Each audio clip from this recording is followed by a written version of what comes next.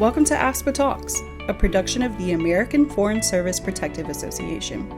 Each month, we deliver informative health and wellness topics you want to know about, so make sure to subscribe to us on your preferred podcast platform. And if you have any questions about content discussed in this episode, ask them at AFSPA Live, our live Q&A session streaming every last Thursday of the month at 11 a.m. Eastern Time on youtube.com/AFSPA Cares. Now here's your host, Chief Executive Officer Kyle Longton. Hi, and welcome to another episode of AFSPA Talks. I'm Kyle Longton, and with me as always is... Maddie Norton. Maddie, it's February. We are continuing our theme of Financial Wellness February. And, it's not just February that we have options for financial wellness, right? We've got some things that we do every month. That is true. And you are always up to date on the latest happenings and upcoming events. And I'm going to turn to you once again to share with our listeners and viewers what's ahead. Absolutely. So we have multiple things happening this month and next. This will be coming out on February 23rd, which is a Monday. And if you happen to listen to us the day it comes out, you have one more day to sign up for our financial wellness checkups through Prudential. You can meet with a financial planner for 15 minutes. So if you are interested in that, go and get you a time slot. We are doing that from 10 a.m. to 4 p.m. Eastern Standard Time. And those happen just about every quarter. So keep an eye out on our events page to make sure that you are aware and ready to sign up, or look out for an email from us because we also email you about that. Our next thing will be AFSPA Live, which will be happening Thursday, February 26th, 11 a.m. Eastern Standard Time. And if you can't make it, don't you worry. The live broadcast will be on our YouTube channel at AFSPA Cares. But we will also be talking about financial wellness there and the thrift savings plan. So definitely look out for that. And if you have questions that you want to send in, the link will be in the show notes, and you can send those in and we will make sure to answer them live. And after that, we have annual meeting on March 6th, and that is on our events page, so you can sign up for that. And then we have healthcare and retirement, so very on topic for today's podcast. That'll be on March 10th, and that there will be 3 different time slots for that. So definitely look out for those. It's all on our events page, and if you're wanting to stay up to date with everything that's going on with AFSPA, you can find it all there. That's right. And that healthcare retirement, that's a program being offered by Prudential. Yes. And they're going to talk in somewhat more general terms. They'll talk a little bit about Medicare options and so forth. We'll be dedicating our programs during the month of March, specifically to how Medicare works for federal employees and the various options that are out there. And, we're actually sort of kicking that off a little bit early in terms of a focus on retiree options for federal employees by welcoming today's guest and with our focus on retirement. So today, AFSPA Talks Retire Federal. And we'll talk about, that's not just me getting some words backward or leaving some words out. That's actually the name of the business that our guest has. But before we get to that, I just want to note that 2025 and even continuing into early 2026, record years for federal retirement. There's a lot of factors that led to that. There were some voluntary early retirement authority, VERA, that some agencies had. There was the fork in the road that we'll talk about with our guests. A lot of factors drove people to consider retirement maybe earlier than they would have otherwise. There were some changes to the process that we'll also discuss during our interview, and there's still some backlog that's being cleared. But things have changed from even just 2 years ago. One thing that hasn't changed is that preparing for retirement can seem like a daunting task. And even more so if you're facing a tight timeline or other pressures. If you make the call and say, March 31st is my last day, you've got to move quickly on some things. But please know that you are not alone. Our guest has actually made a career of helping federal employees plan for retirement and build her business around that expertise. Maddie, if our listeners don't know who we're talking about already, can you tell them? I absolutely can. Our guest today is Tammy Flanagan, and she is a founder and principal retirement specialist at Retire Federal. She's been providing retirement planning assistance to federal employees since 1985, when she first began her work as a retirement benefits specialist at the Federal Bureau of Investigation. Her extensive knowledge of the federal benefits system and her ability to explain difficult concepts in an easy to understand manner has made her a sought after speaker and presenter at pre-retirement seminars, training conferences, and online training events. Throughout her career, she has also enjoyed assisting individual employees by providing guidance in pre-retirement benefits counseling. You may be familiar with her work through including Senior Benefits Director at the National Institute of Transition Planning, her weekly retirement planning column in Government Executive, which she has written for 20 years, her many trainings with the National Active and Retired Federal Employees Association, and then her frequent appearances on Federal News Network's The Federal Drive podcast. Links to many of these resources will be in the show notes for today. But without further ado, let's go ahead and talk to Tammy. And Tammy Flanagan, welcome back to AFSPA Talks. Thanks for being here. Thanks so much, Kyle. It's good to be back and get to share some information with your participants. Yeah, it's been too long since we've had you, and honestly, we might even be a year behind when we should have had you on because, as we're meeting here in mid-February, it's just over a year after the famous or infamous, depending on one's perspective, fork in the road email that went out to federal employees, and that sparked an unprecedented number of feds to make the move to retirement. Are you able to share some statistics on the scope of retirements in 2025 and how those numbers compare with previous years? Oh yeah, absolutely. I was just preparing something else today, so let me pull that out and share a couple of numbers with you because I was looking at previous years as far as how many people retire. Yeah. So let's see here. OPM received close to 76,000 applications between October and December. 76,000 in it'd be October and the end of January, but that's still a very short time for that many retirement application because in the same months of 2024, there was about a third of those numbers. Wow. So that's how much we're up in the number of people who have left. And I think a lot of these people who have left at either September 30th or we had a large number also leave in December. Some of those September 30th folks, their applications may not even have gotten to OPM even yet because there's some payroll offices, in fact, probably every payroll provider has been overwhelmed with the number of employees from their agency who have all of a sudden separated. So they got to, prepare all the payroll information, not only for the ones going to OPM, but just for the ones who are leaving, who might need temporary coverage of health benefits, for instance, or things like that. So it's just been overwhelming from the HR offices to payroll. And of course, that all ends up at OPM, where they're doing an amazing job processing applications. I was just looking at those numbers, and in January, just last month, they processed 15,571 claims in 1 month. And we're talking like 500 employees, which not all of them processed the claims. I Yeah. don't know how they did it, but I do think one of the things that's helping is the new online digital retirement application that is making things go a little smoother. The retirements are coming in more complete. Wow, that is a lot of numbers, but very impressive the work that people are able to do.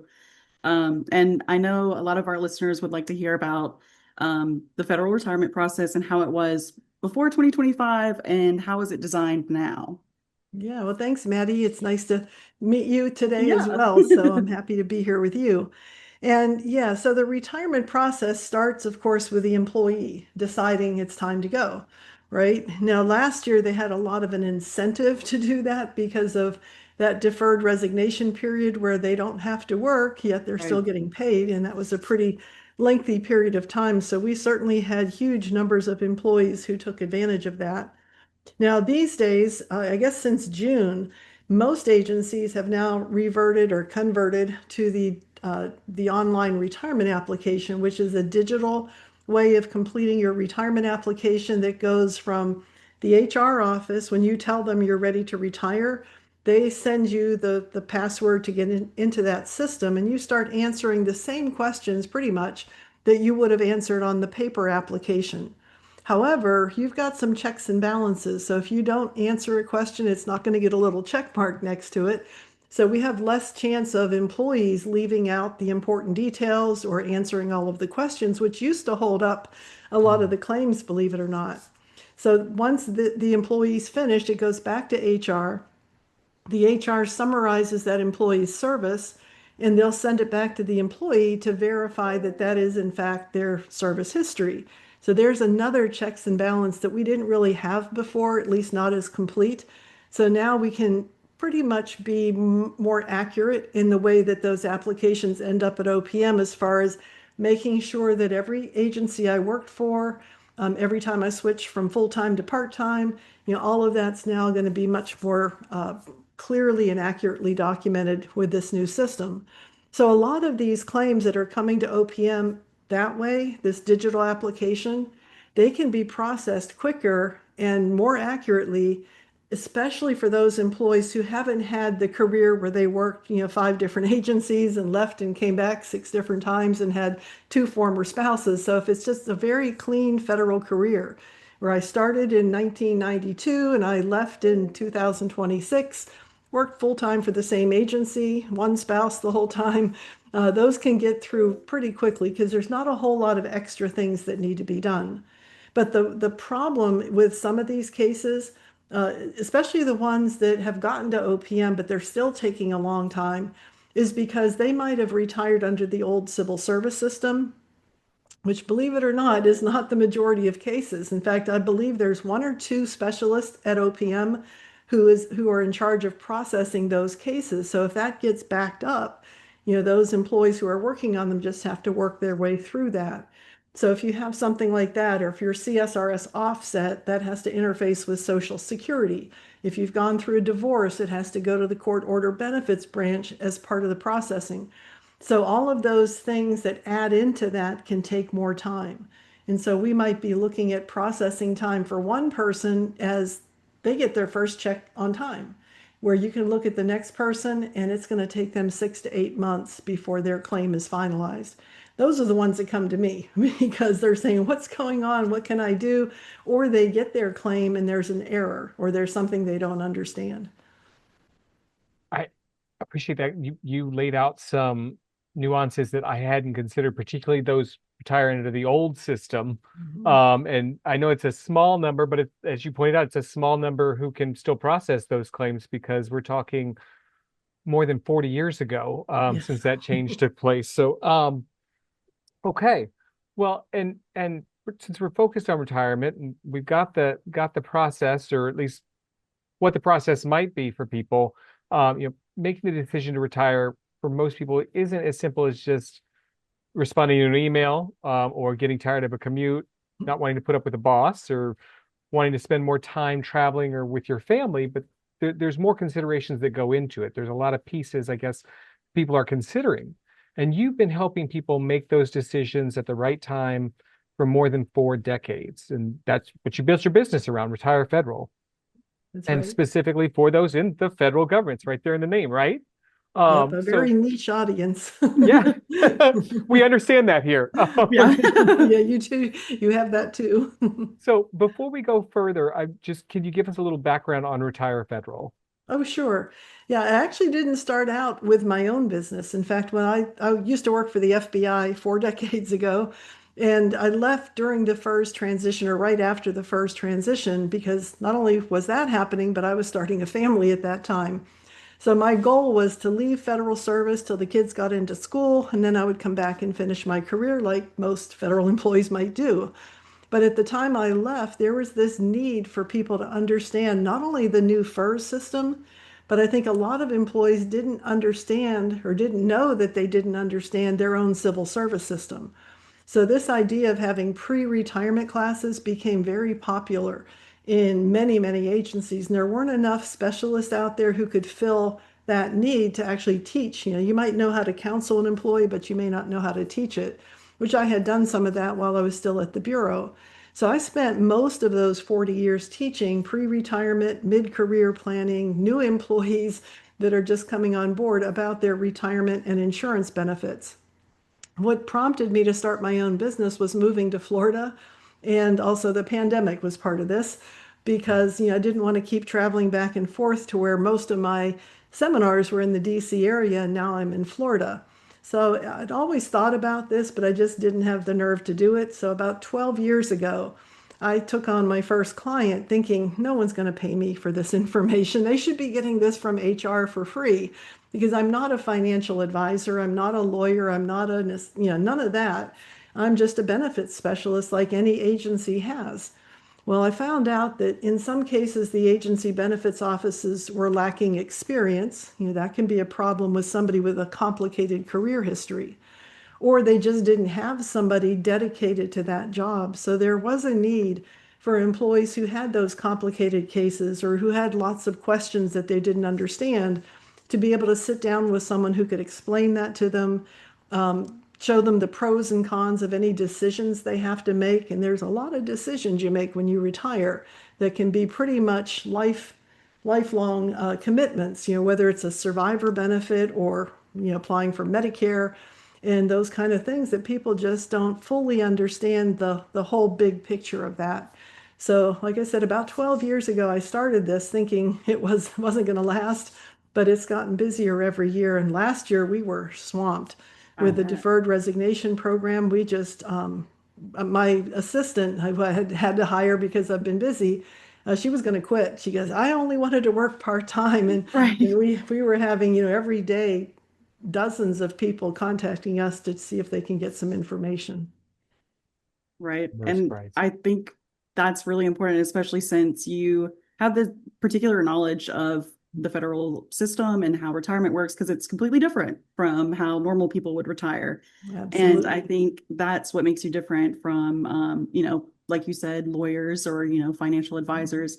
Yeah. And so, where would you start when you're working with someone on retirement?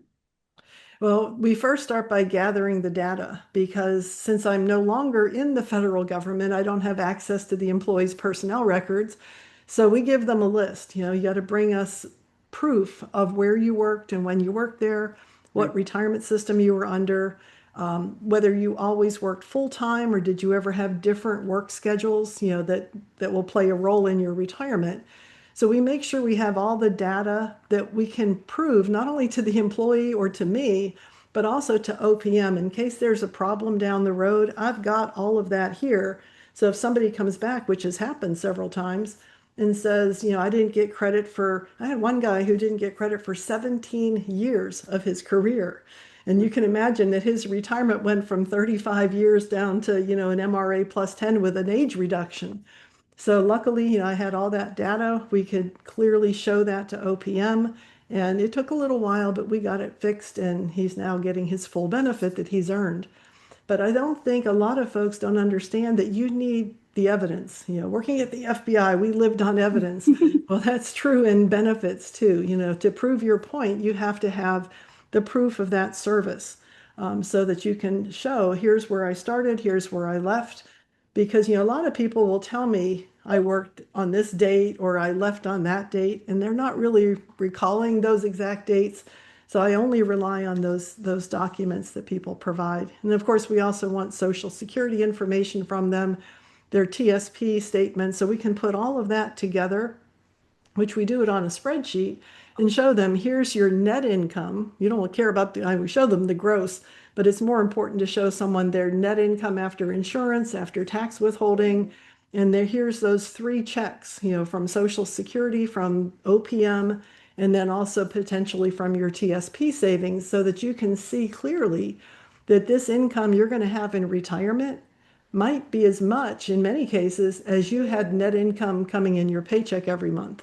So that's always comforting for someone to see that. And usually the ones that are in that position where they have as much coming in as they had before are the ones who didn't think they could afford to retire. The ones that are overconfident and they come in to see me with 20 years of service and 50,000 in their thrift and they're going to retire at age 45.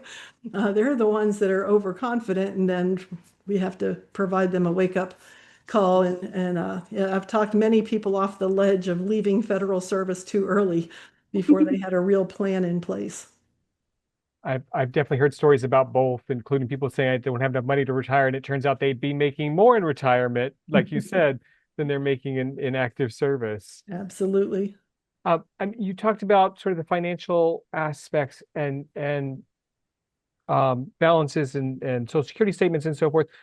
Uh, Do do the services that Retire Federal offers, do those go beyond um, into other areas of federal benefits like federal long-term care insurance, FEGLI continuation of their health insurance, and more? Or are you mostly focused on the financial The income that retirement. somebody might expect in retirement?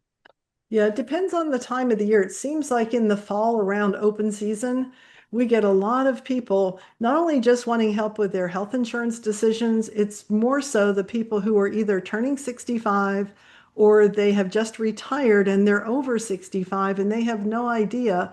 Number one, why do I need Medicare? I already have health insurance that came with me into retirement.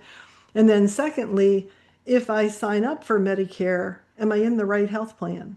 Hmm. Or what's going to be the advantage of having Medicare added to my FEHB? So there's so many questions people have. In fact, when we take clients on these FEHB Medicare coordination appointments, we always have them give us a list of their questions because they're full of questions. So we want to prep for that ahead of time so we're ready to show them some numbers and show them some comparisons so they can make the right decision. You notice I keep saying we help them make the decision. We don't make Right. anyone's decision for them, but we show them here's what happens if you do it this way, here's what happens if you do it that way. And sometimes it's not clear that one path is better than the other. It's just a matter of sometimes pay me now or pay me later. Or it might be a situation of something could be a little bit better in maybe not even a financial respect, but maybe just a peace of mind aspect. So we look at all of those factors that kind of play into the decision making that employees face or retirees will face in the future. Right. And is this relationship with Retire Federal ongoing? Should people be meeting with you and your team annually, or is it more of a short-term engagement? Yeah, my thought was when I started this that I would meet with somebody as they're setting the date, whether Right. that's 2 years before they're planning, hope ideally 2 years before they retire. But we'll get people saying, I'm leaving the end of February, and here it is, February 17th or whatever. And we can help them too, but there's not a lot of changes they can make at that point. I have had clients, though, that have met with me earlier, maybe mid-career point, or maybe it's somebody I talked off the ledge of leaving too early, and then they'll come back and make another appointment 3 years later. So we've had repeat business, which I'm very happy about, but I was surprised at because I thought it would be just a one-time thing and they're off their merry way and they've made their decisions. But there are future decisions, whether it's the Medicare decision or my spouse has passed away, what do I do now? So things like that also we've helped with. Okay. Well, then going maybe a little outside of your typical consultations and understanding that this is general advice and not specific to anybody's situation. Um, if we have a listener who's Sorry. maybe 5 years into federal employment, I have some friends who are 5 to 7 years in. Do you have any general advice to share with them as they're thinking ahead 20 or 30 years to their retirement? Oh, absolutely. Those are the people I love to talk to because they got time. They have the whole future ahead of them to go down a different, so to speak, fork in the road than the one they might have faced last year. So yeah, with our newer federal employees, especially the ones that are younger, kind of just starting out in their careers, you want to make sure they understand these three parts of their retirement system. I remember, I'll tell you a little story real quick. I had a ski trip back in the days when my kids were still in high school. So I was a chaperone, and this other dad was a chaperone. So we rode on the bus together out to the ski resort, and he was really in a foul mood, this guy. It was during the time that the stock market had just kind of taken a big nosedive. So he's grousing about the fact that I'm never going to be able to retire.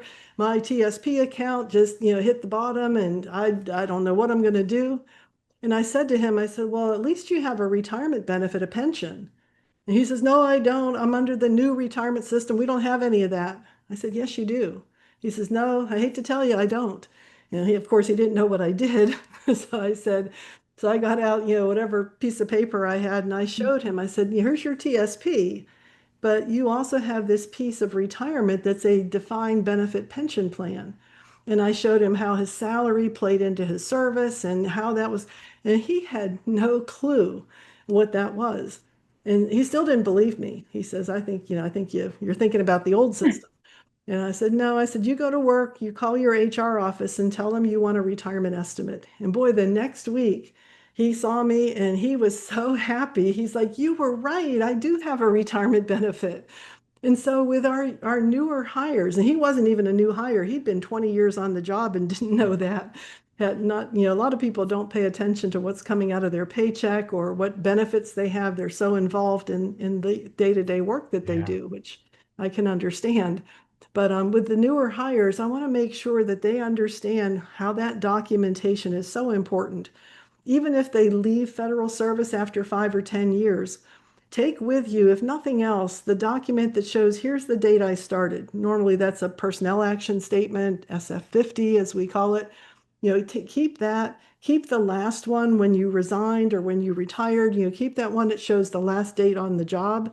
And in between that, if you had a change in retirement plan or a change in work schedule, keep all of that and put it either on a flash drive or put it in paper in a binder and never throw that away because you never know when you might return to federal service. Or if you're retiring, you never know if you're going to need some of that proof, whether it is something with your retirement benefit or whether you decide to take on a second career and want some of that data to share with your new employer. So as much as we hate to have this, pile of paper, you can avoid that by doing it all digitally, but in some way, save the evidence of that career. And the other thing they're going to find out in some cases is that if they had prior federal service or they served in the military, they need to understand how important it is to gather that evidence, which is generally in their personnel file, but they want to again have that proof themselves if they didn't save it. And in some cases, they may have taken a refund of their retirement contributions. They might have the ability to pay it back. Maybe they served in the military and they have to pay a military deposit. Maybe they just got married and they forgot to change their beneficiary designation on their life insurance or on Mhm. their TSP account. So I like to remind employees of all these things that are ongoing throughout your career. You want to maintain all of that up to date and current so that when you make a change, you leave one agency, go to another, you can make sure you can be responsible to make sure all of that service history followed you. Or you leave federal service and you have with you the proof of where you were, what you did, and what you accomplished, because you just never know how important those things can be in the future. Yeah. This has And of been course, goes without saying, save in the TSP account. Of course, you want to maintain that at least 5% contribution so you get the full government match. And then beyond that, what I like to tell employees who are moving up the career ladder is every time you get a big promotion or even a step increase, take a third of that and add to your TSP account so you start working towards the maximum contribution because you were living on that money yesterday before the increase in pay. So you take a little bit out of that and add it to your TSP account so that you can move towards maybe 10% of your pay going into the thrift, or in some cases maxing out the limit on the contribution because that's what's going to allow you to retire sooner than later. That's really the key. this has been great info. I feel like I've learned so much, but have we missed anything? Any last words before we go? I'm trying to think of what else that's so important because there's just so many facets of this. And even when I teach a class, it's hard to think of, you look out at the audience when you used to have a live audience and you'd look at those faces and you'd see some employees that you felt like, well, they're going to be more interested in this aspect of retirement planning, where you might have somebody else that's really thinking altogether differently about other things. So I think the best thing you can do is ask questions if you don't understand. Don't jump into something where you think you understand it, but you're not sure. And in most cases, you can get help from your HR office. Hopefully, things have calmed down just a little bit there that they can be available to you and answer those questions. I was at another agency in the intelligence field, and they were telling me that they love it when younger employees come in to see them. Their door is open to that. They always have somebody on duty to answer questions, and they like that much better than waiting until 30 years have gone by and now it's too late to make that change, or now that document is gone and we have really no way of finding it. So even if you're at the early stages of your career, try to understand these benefits, because you don't have a lot of these in the private sector when you worked for a different company. Especially this defined benefit of FERS is really unique to federal service. You're not going to have FERS if you work for a state government or a private sector employer. This is a significant benefit that's part of your federal career, and you're vested after only 5 years of federal civilian employment. So even if you don't work till you're 65, even with 5 years of service, you've earned yourself some of that defined benefit down the road. And it all adds up. And I think all the information you shared today adds up to a great preview, a glimpse of the work that you do at Retire Federal. And we'll include some links in today's show notes so people can find out more and even reach out to you. Hopefully not all at once. Don't overwhelm Tammy's colleagues, or Tammy herself. Yeah, we're a small business. Right.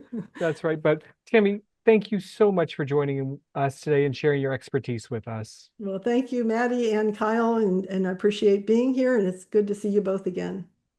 Thank you. Thanks again to Tammy Flanagan for joining us. To learn more about retirement planning support from Retire Federal, please visit afspa.org/AIP or go to retirefederal.com. These and other links to Tammy Flanagan's work appear in today's show notes. This has been AFSPA Talks, a production of the American Foreign Service Protective Association.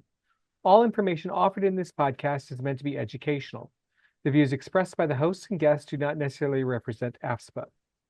Should there be any discrepancy between information offered in this podcast and official plan documents for the Foreign Service Benefit Plan or other products offered by AFSPA and its partners, the policy provisions will prevail. Thanks for listening. Be sure to subscribe to AFSPA Talks on your favorite podcast app to catch all of our future episodes. Please rate and review us on your favorite app and stay up to date on all things AFSPA on Facebook, Instagram, and LinkedIn. Look for @AFSPA Cares. We'll talk to you again soon. Thanks for listening to this episode of AFSPA Talks. Be sure to subscribe to our channel so you'll never miss an episode. If you have any follow-up questions about the topics in this episode, join our AFSPA Live Q&A session on the last Thursday of every month. We will be streaming live at 11 a.m. Eastern Time on our YouTube channel at youtube.com/AFSPA Cares. Thanks for listening.